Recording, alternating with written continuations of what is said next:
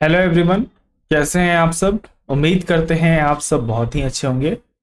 तो class 7 geography NCERT का हम लोग ने चैप्टर 5 का पार्ट 1 कर लिया था और ये चैप्टर 5 का पार्ट 2 है। ठीक है, तो जिन्होंने पार्ट 1 नहीं देखा है वो जाके देख सकते हैं। तो पार्ट 2 आज हम लोग स्टार्ट कर रहे हैं जिसका टॉपिक है ocean circulation. There is something magical about walking a bare feet on the sea shore. समुद्र के किनारे साथियों, जो समुद्र का किनारा आप देखते हो उसे हम लोग सीशोर बोलते हैं। ये जैसा कि आप एक देख सकते हो, यहाँ पे मिट्टी वगैरह रेत वगैरह आपको देखने को मिलती है।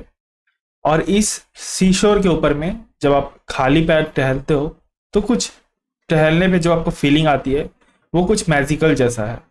The weighted sand on the beach, beach पर गिल्ली जो रेत होती है। द कोल्ड ब्रीज, जो ठंडी हवाएं चलती रहती है। एंड द सी बर्ड्स, जो सी बर्ड आपको दिखाई देता है। The smell of the salt in the air, जो नमक की सुगंध होती है हवा में जो मौजूद होती है। And music of the waves, जो समुद्र की लहरें होती है वो ऐसा लगता है कि आपके लिए कोई गाना बजा रही है। और एक काफी अच्छा फीलिंग होता है। अगर आपने ये चीज महसूस नहीं किया है तो आप अपने nearby ocean, nearby sea shore पे जाइए और जाके इस चीज़ का लुत्फ उठाइए, क्योंकि काफ़ी अच्छा महसूस होता है जब आप वहाँ पे इवनिंग के टाइम, अप्रोक्सीमेटली सनसेट के टाइम अगर आप बैठते हो तो काफ़ी अच्छा लगेगा आपको वहाँ पर। एवरीथिंग इज सो फैसिनेटिंग, बहुत ज़्यादा वहाँ पे फैसिनेटिंग होता है। Unlikely the calm water of the ponds and lakes.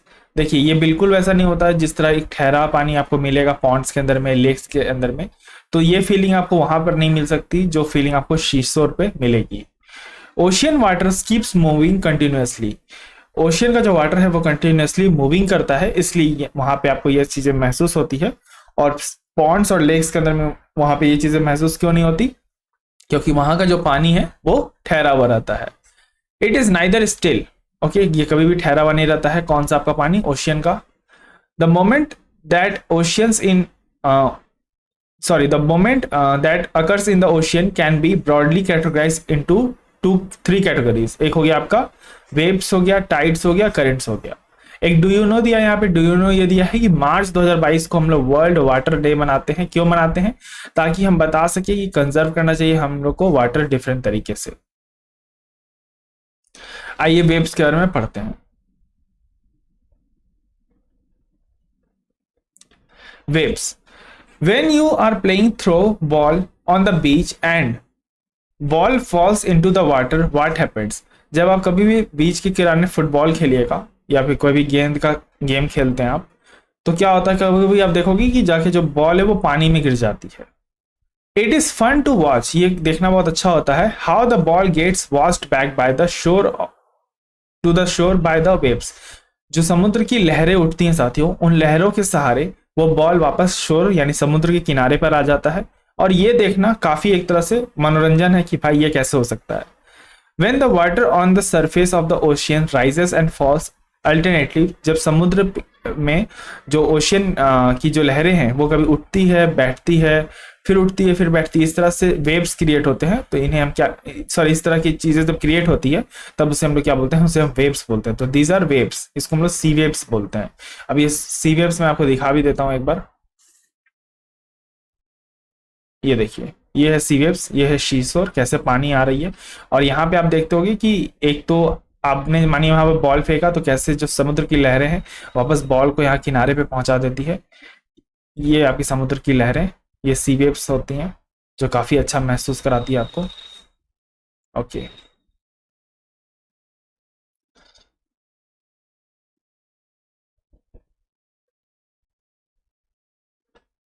During a storm the winds blowing at a very high speed from the huge waves.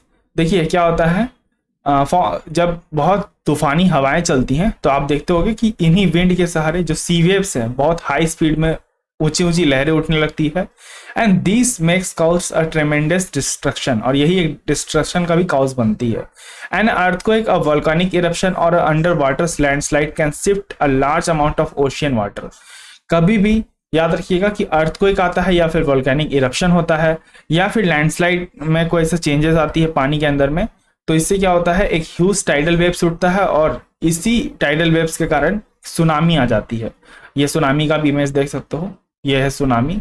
ये कभी कभी ये इतनी खतरनाक बन जाती है, आप देख सकते हो कि कैसे यहाँ पे घर वगैरह जो है वो पानी के थ्रू डिस्ट्रॉयड हो रहा है।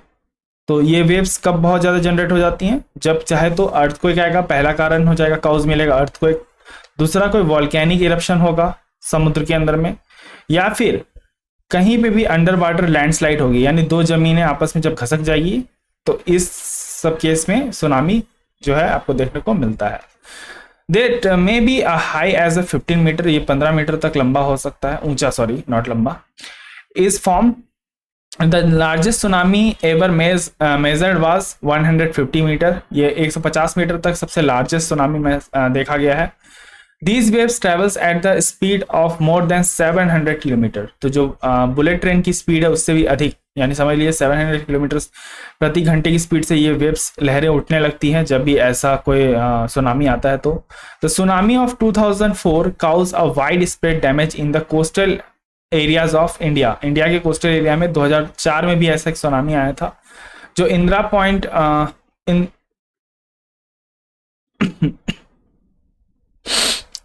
that Indiria points in the Andaman and Nicobar Island got submerged from the tsunami। इससे जो अंडमान और निकोबार था वो सबमर्ज हो गया था एक साथ, तो इसी ये सुनामी का ये कारण बना था। अब यहाँ पे एक सुनामी की यहाँ पे आपको स्टोरी दी गई हुई है, ऊपर एक डूयूनो सा छूट रहा है। ओके, सुनामी, सुनामी एक वर्ड है जो जापानीज वर्ड से आया है, जिसका मतलब है हार्बर वेव्स। हार्बर का मतलब होता है पोर्ट्स, बंदरगाह। As the harbour gets destroyed whenever there is tsunami, जब भी सुनामी आती है तो बंदरगाह जो वगैरह जो है डिस्ट्रॉयड हो जाते हैं, इसलिए इसका नाम सुनामी रखा गया है। और याद रखिएगा सुनामी है जो है वो क्या है बेटा, जापानीज वर्ड है। अब यहाँ पे कोई स्टोरी दी गई है, tsunami the earth pandemonium, tsunami or the harbor waves struck havoc in the Indian Ocean on the 26 December 2004। 2004 के अंदर में यह सुनामी आई थी। The waves was the resultant of the earthquake that had in epicenter closest to the western boundary of Sumatra. Sumatra में इसका AP centre था, जहाँ पे जिसके कारण से जो सुनामी का कारण बना था वो यहाँ पे अर्थक्वेक का कारण था। ठीक है, तो अभी हम लोग ने ऊपर 3 कारण देखे, बट ये जो सुनामी आई थी कब, 26 दिसंबर 2004 को, तो उसका कारण क्या था, उसका कारण अर्थ था, अर्थक्वेक था। The magnitude of the earthquake was 9.0 on the Richter scale. Richter scale पे इसका कितना डैमेजेस था, तो 9.0, और रिचर स्केल से साथ ही हम लोग एक मेजरमेंट है जो अर्थक्वेक को नापता है। As an Indian plate went under the Burma plate, this was a sudden moment on the sea floor. इस सी फ्लोर के अंदर में जो सडन मोमेंट हुआ उसके कारण से जो इंडियन प्लेट था वो बर्मा प्लेट के अंदर सबमर्ज हो गया, मतलब घिसक गया थोड़ा सा। ये मैं आपको दिखा देता हूँ डायग्राम से, ये देखिए, ये आपको बर्मा प्लेट दिख रहा है यहाँ पे, और ये है आपका इंडियन प्लेट। तो जब भी सुनामी आई तो यहाँ पे तो एडिटिंग नहीं हो सकती, ओके कोई बात नहीं। तो ये मैं माउस से आपको दिखा रहा हूँ, या माउस से देख लीजिए, ये बर्मा प्लेट है, ठीक है, और ये इंडियन प्लेट है। तो ये इस सुनामी आने से क्या हुआ कि ये जो बर्मा प्लेट के नीचे है आ गई थोड़ी सी क्या अपनी इंडियन प्लेट। इसकी मैं एक और इमेज लाया था, हाँ ये वाला, ये देखिए, ऐसे समझ लीजिए। ये तो इतना आपको नहीं जाना, बट यहाँ पे देखिए ये वाला जो मैं एक बार हाईलाइटर ऑन कर ही लेता हूँ ताकि आपको समझने में दिक्कत ना हो। ये देखिए, ये आप थोड़ा सा एरिया मान लीजिए यहाँ पर, ओके। सो ये आपको दिख रहा है कि कैसे यहाँ पे जो एक ये वाली प्लेट है और दूसरी ये प्लेट जो नीचे की तरफ चली गई, ये थोड़ी सी सबमर्ज हो रही है इसके अंदर, नीचे की तरफ अंदर सबडक्ट कर रही है ये वाला यहाँ पर। तो ये कुछ उस दिन भी इसी प्रकार कुछ हुआ था, जब 26 दिसंबर को 2004 के अंदर में जब ये सुनामी आई थी।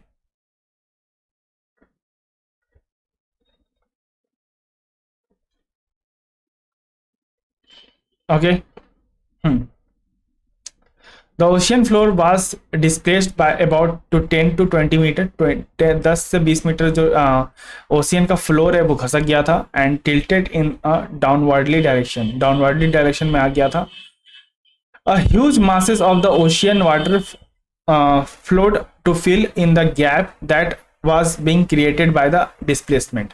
अब ये देखिए यहाँ पे हुआ क्या था ना कि डिस्प्लेसमेंट के जो मेन कारण यहाँ हुआ कि ये जो दो प्लेटें हैं, अब यहाँ पे क्या हुआ कि थोड़ी सी गैप बन गई. ठीक है, सी फ्लोर के अंदर में गैप बन गई. अब जो गैप बन गई तो उस गैप में वाटर फील हो गया. अब जो वाटर फील हो गया, यहाँ से भी वाटर गया इस तरफ से और फील हो गया, तो यहाँ पे कुछ वाटर तो खाली हो गया होगा इस जगह पे, यहाँ से कुछ अमाउंट ऑफ वाटर खाली हो गया होगा. अब इस वाटर को भरने के लिए भी फिर वाटर कहीं से आया होगा. अब उसके कारण से क्या हुआ, जो वापस पानी इस जगह को भरने के लिए वापस कहीं और से ऊपर से पानी आया या फिर नीचे से, तो इससे क्या हुआ, इससे सुनामी जनरेट हो गया भैया. और ये सुनामी बहुत हाई कॉस्ट डैमेज किया आपका, ठीक है, अंडमान और निकोबार के अंदर में.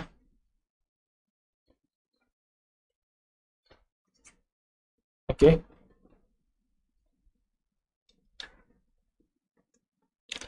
this marked the withdrawal of the water masses from the coastal line of the land masses in the South and Southeast Asia after the thrusting of the Indian plate below the Burma plate. The water masses rushed back towards the coastal line. ये मैंने बता दिया अभी आपको कि coastal line में वापस से पानी भरने के लिए वहां पे जो है जैसे पानी खाली हुई वहां से और उसके फिर उस जगह को भरना था, तो यही एक मेन कारण बना सुनामी का. और उससे क्या हुआ कि जो सुनामी था वो ट्रैवल करने लगा 800 किलोमीटर प्रति घंटे के स्पीड से, जो स्पीड बहुत ज़्यादा है. एक कंपेयर करोगे आप कमर्शियल एयरक्राफ्ट का जो प्लेन की स्पीड होती है उससे भी कहीं अधिक स्पीड में ये आने लगा. और कंप्लीटली जो washed away some of the island of the Indian ocean, और कितने सारे तो जो आइलैंड्स हैं इंडियन ओशियन के अंदर उनको कंप्लीट तरीके से धो डाला, इसने ख़त्म कर दिया. This Indira point on in the Andaman and Nicobar island that mark the southernmost point of the India got completely submerged. और इससे क्या हुआ, कम्प्लीटली सबमर्ज्ड हो गया. As the waves moves from the earthquake epicentre from the Sumatra towards the Andaman island and the Sri Lanka, the waves length decreases within the decreasing depth of the water. अब यहाँ पे क्या हुआ कि depth of the water वहाँ पे जो है डिक्रीज करने लगा. The traveller speed also decline from the 700 to 900 kilometre per hour less than the 70 kilometres per hour. The tsunami was travel up to a depth of 3 kilometre from the coast killing more than thousands of people. अच्छा, यहाँ पे जो story बता रही है ये बता रही है आपकी श्रीलंका वाली कि श्रीलंका में भी क्या हुआ, ऐसे ही पानी जो कोस्ट लाइन से कम हो रहा था. तो जब कोस्ट लाइन से पानी कम हो रहा था तो यहाँ पे लोग जो है इकट्ठा होने लगे ये देखने के लिए कि कोस्ट लाइन से पानी घट रहा है. तो सबको ये लगा कि भैया कोस्ट लाइन से पानी जो घट रहा है तो ये बहुत कुछ जादू वाली चीज़ें हैं, देखनी चाहिए भाई, कुछ अचंभा हो रहा है, फर्स्ट टाइम ऐसा देखने को मिल रहा है. तो वो कोस्ट लाइन से जो खाली हो रही थी पानी, अगर उसी समय लोगों को बता दिया जाता कि वहां से हट जाइए, अभी बैक टू सुनामी वापस आएगी आपके पास और आपको पूरे तरीके से तबाह कर देगी, तो लोगों की जान बच सकती थी. बट लगभग 10,000 लोग इसमें मारे जाते हैं. Okay, so in India the worst effect were coastal areas of Andhra Pradesh, Tamil Nadu, Kerala, Pondicherry and Andaman and Nicobar island. इसमें वर्स्ट इफेक्ट देखने को मिला इन सब कोस्ट लाइन के अंदर में. यही जो वहाँ पे लोग भी इकट्ठा होने लगे ये देखने के लिए पानी कोस्ट लाइन से कम हो रहा है, बट वो पानी कम नहीं हो रहा था, वो पानी उस अर्थक्वेक की वजह से घटा था और फिर वहाँ पे एक सुनामी का कारण बन रहा था. While the earthquake can not be predicted in the advance में हम अर्थक्वेक को तो प्रिडिक्ट नहीं कर सकते हैं. It is possible to give a 3 hour notice for potential tsunami. किसी सुनामी आने के पहले ये पॉसिबल है कि हम 3 घंटे पहले उनको नोटिस जारी कर सकते हैं उस एरिया के लोगों को, यहाँ पे सुनामी आने वाला है, और 3 घंटे समय रहते हैं हम लोग के पास. बट अर्थक्वेक में ऐसा कोई भी चीज़ें पॉसिबल नहीं है, अर्थक्वेक अचानक से आ जाता है, ये कोई अर्ली वार्निंग नहीं देता. Such early warning system are in a place across the Pacific Ocean but not in the Indian Ocean. ऐसा अर्ली वार्निंग सिस्टम जो है साथियों आपका पैसिफिक ओशियन में तो मौजूद था वहां पे डेवलपमेंट के कारण, बट इंडियन ओशियन में अभी तक ऐसा अर्ली वार्निंग सिस्टम नहीं था। बट ये चीजें अब डेवलप हो गई हैं। आप ये मत सोचिएगा कि अब आप एनसीईआरटी में ये चीजें पढ़ रहे हो तो अब डेवलप नहीं हुआ है। अब इंडियन ओशियन में भी ये चीजें डेवलप हो चुकी हैं। ये प्रॉब्लम जो है सॉर्ट आउट हो चुका है अब कि अर्ली वार्निंग सिस्टम का, but not in the Indian ocean. Tsunami are rare in the Indian ocean as the seismic activity is less as compare to the Pacific. और क्या होता है कि पैसिफिक में एक यहाँ पे ये भी कारण था कि ऐसा नहीं था कि इंडिया में कभी इस पर ध्यान नहीं दिया गया, कारण ये भी था कि इंडिया में जो है इस तरह की एक्टिविटी कम होती है इन कंपेरिजन ऑफ पैसिफिक। तो पैसिफिक में लगातार चक्रवात तूफान वगैरह सब आते ही रहते हैं, सो और सुनामी वगैरह वहाँ पे कारण बनते रहता है हमेशा। तो वहाँ पे ये सब सिस्टम लगाया गया था, बट इंडियन ओशियन में ऐसा कभी सोचा नहीं था कि आएगा इस तरह का इतना डेंजरस। सो ये उसके बाद हम लोग ने इससे सबक लिया, देख सकते हो आप कितना ज़्यादा हैवी लॉस हुआ है। उसके बाद हम लोग ने इससे सबक लिया और उसके बाद अब अर्ली वार्निंग सिस्टम का वहाँ पे भी जो पॉसिबिलिटीज है उसको क्रिएट कर दिया गया है।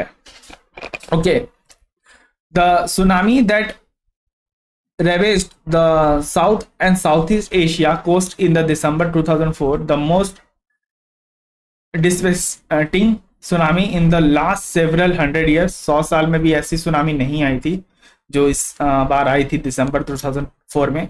अच्छा, किसी को मेरी वीडियो स्लो लगती है, कभी कभी रीडिंग मेरी थोड़ी स्लो है, तो आप वीडियो पे सेटिंग्स में जाके वीडियो को फास्ट कर सकते हैं अपनी कंपेटेबिलिटी के हिसाब से। The large damage causes to the life and the property was primarily a result of lack of monitoring। lack of monitoring के कारण जो damages हुआ उसका जो कारण था वो कारण ये था कि lack of monitoring था, अर्ली वार्निंग सिस्टम नहीं था कोई भी, और नॉलेज नहीं था जो कोस्ट के किनारे रहते थे इंडियन ओशियन के अंदर में, उनमें भी ये बात की जो अवेयरनेस थी नहीं थी कि इस तरह की सुनामी वगैरह आ सकती है। The first indication that tsunami is approaching in the rapid withdrawal of the water from the coastal line। अब इंडिकेशन आपको यहाँ देखने को मिल रहा है कि जो सुनामी आने वाला है, तो पहला हमको यहाँ पे सुनामी जानना है कि इस एरिया में सुनामी आने वाला है कि नहीं। तो यहाँ पे सबसे पहला चीज है कि आप देखो कोस्ट लाइन रीजन के अंदर में कि क्या समुद्र के जो तट पे जो पानी की लेवल है वो क्या धीरे धीरे कम हो रही है कि नहीं। ये चीज का आप नोटिस करो कि जो समुद्र तट पे पानी की लेवल है वो क्या कम हो रही है कि नहीं। Okay, they are started assembling at the coast. और यहाँ पे क्या हुआ कि लोग उस समय ये चीज़ों को क्या किए ना कि वहाँ पे लोग असेंबल होने लगे इस मिरेकल को देखने के लिए कि भैया ये पानी कम हो रहा है, वाओ कुछ नया देखने को मिल रहा है, क्या पानी सूख रहा है। इस तरह होता है ना कि लोग मस्ती मजाक के चक्कर में देखते नहीं है कि ऐसा कुछ हो सकता है, और अनलेसली इस तरह के कारण से वहाँ पे एक सुनामी का बहुत बड़ा जो कारण बना था। Okay, now tides, the rhythmic rise and fall of the ocean water twice in a day is called tide। जो नदी में जब लहरें उठती हैं बैठती हैं फिर उठती हैं बैठती हैं और ऐसा ट्वाइस होता है, 2 बार होता है एक दिन के अंदर में ओशियन वाटर के अंदर में, तो इसे हम टाइड्स कहते हैं। It is high tide, it is the high tide when the water covers much of the shore by the rising to the its highest level. It is the low tide when the water falls to its lowest level and recedes from the shore। जब शोर से पानी घट जाती है तो लो tides देखने को आपको मिलते हैं, और जब शोर में पानी बढ़ने लगता है तो इसका मतलब समुद्र में लहरें ऊंची उठ रही है, इसका मतलब आपका पानी जो है शोर पे बढ़ रहा है। Okay, the strong gravitational pull exerted by the sun and the moon on the earth's surface causes the tides। अब ये जो टाइड्स ऊपर नीचे उठ रही हैं इनका कारण क्या है। इनका ये कारण है कि एक स्ट्रॉन्ग ग्रेविटेशनल फोर्स लग रहा है, ठीक है, जो किसके द्वारा लग रहा है, सन का, मून का, अर्थ के ऊपर में। तो अर्थ का और सन का जो मून और सन का जो ग्रेविटेशनल फोर्स है उसके कारण से ये टाइड्स उठ रही हैं, लहरें उठ रही हैं। The water of the Earth closer to the moon gets pulled under the influence of the moon's gravitational force and causes the high tides। जब क्या होता है कि वाटर जो अर्थ के ऊपर में है क्लोजर हो जाता है मून के, तो ये क्या करता है, ये पानी को इन्फ्लुएंस करता है, फोर्स लगाता है, खींचता है, और इससे हाई टाइड जनरेट हो रही है। तो आप देखो यहाँ पे सन के पास लो टाइड जनरेट हो रहा है, ये एरिया आप देख रहे हो, बट यहाँ पे देखो एरिया कितना ज्यादा है, ये हाई टाइड जनरेट हो रहा है। Okay, during the full moon के समय क्या होता है, a new moon days the sun the moon and the earth are in same line. Earth moon और सन जो है सेम लाइन में आ जाते हैं, ठीक है, ये देख लीजिए। These tides are called spring tides, इसे हम स्प्रिंग टाइड्स कहते हैं। But when the moon is in its first and last quarter, जब मून हमेशा फर्स्ट या लास्ट क्वार्टर में होता है अपना, तो the ocean water gets down in the diagonals opposite to direction by the gravitational pull of the sun. Sun के जो अपोजिट डायरेक्शन में चला जाता है, ये देखिए, ये आप देख सकते हो, ठीक है। Low tides as resulted in the neap tides, यहाँ पे क्या होती है, नीप टाइड्स आती है, तो ये नीप टाइड्स है, अपोजिट डायरेक्शन में दोनों, नॉट अपोजिट डायरेक्शन। यहाँ पे क्या हो रहा है कि मून तो ऊपर की तरफ है, सन इस साइड है, फिर भी इसका ग्रेविटेशनल फोर्स कम है, लेकिन सन का ज़्यादा लग रहा है, इसलिए ऊपर टाइड्स आपको ज़्यादा देखने को मिलती है, तो इसे हम नीप टाइड्स कहते हैं। अब ये आपको उतनी हो सकती है, मैं रीडिंग कर रहा हूँ तो आपको समझ में नहीं आ रहा होगा, तो मैं डायग्राम से दिखा देता हूँ आपको ताकि अच्छे से क्लियर हो। ये देखिए, कुछ ऐसे टाइड्स काम करते हैं पूरे अर्थ के ऊपर में। ये इस साइड आता है तो इसे हम लोग क्या बोलते हैं, स्प्रिंग टाइड्स बोलते हैं, और ऊपर की तरफ जब आता है तो इसे हम लोग नीप टाइड बोलते हैं। ओके, जब इस साइड आता है तो हम इसे क्या बोलते हैं साथियों, इसे हम लोग स्प्रिंग टाइड बोलते हैं, और ऊपर की तरफ जब आता है तो इसे हम लोग नीप टाइड बोलते हैं।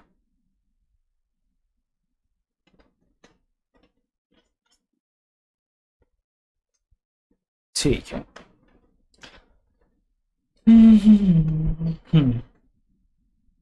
High tides helps to navigate these rise in the water level closer to the shore.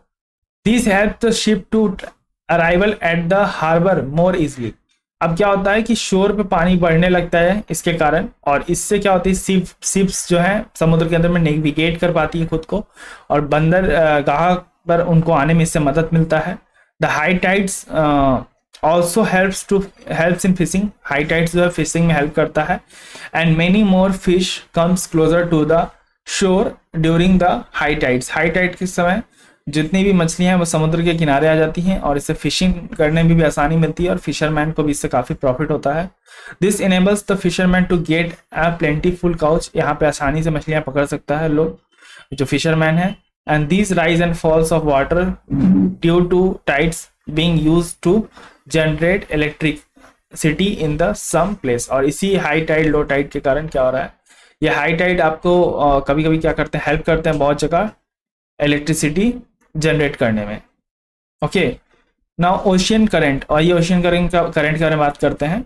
Ocean currents are streams of the water following continuously on the ocean surface in the definite direction में ये currents चलते रहती हैं। These ocean currents में भी warm and cold current, अब ये warm current हो सकती है, कोल्ड करंट, ये देखिए ये विभिन्न प्रकार की ओशियन करंट है साथियों, ये आप देख सकते हो, ठीक है। तो ये आपका दिख रही है, यहाँ पे कोल्ड करंट होता है, और इक्वेटर के पास जो होता है वो वार्म करंट होता है, पोल्स के पास कोल्ड करंट बोलते हैं हम लोग। Generally the warm currents originated near the equator, equator के पास धूप की गर्मी ज्यादा महसूस होती है, इसलिए वहां पे जो है वार्म करंट महसूस होता है, और पोल्स की तरफ धूप की जो रोशनी होती है वो कम होती है, इसलिए वहां पे कोल्ड करंट महसूस होता है। The cold current carries the water from the polar और the higher altitudes to the tropical और lower altitudes. The Labrador ocean current is the cold current while the Gulf Stream is a warm current. अब ये दोनों current के बारे में आइए हम लोग देख लेते हैं। इसको मैं बंद कर देता हूँ यार, डिस्टर्ब कर रही है।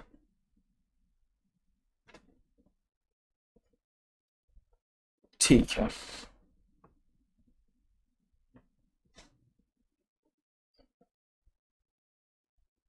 ये देखिए, ये है आपका लेब्राडोर, ये एक कोल्ड करंट है, और गल्फ स्ट्रीम एक वार्म करंट है।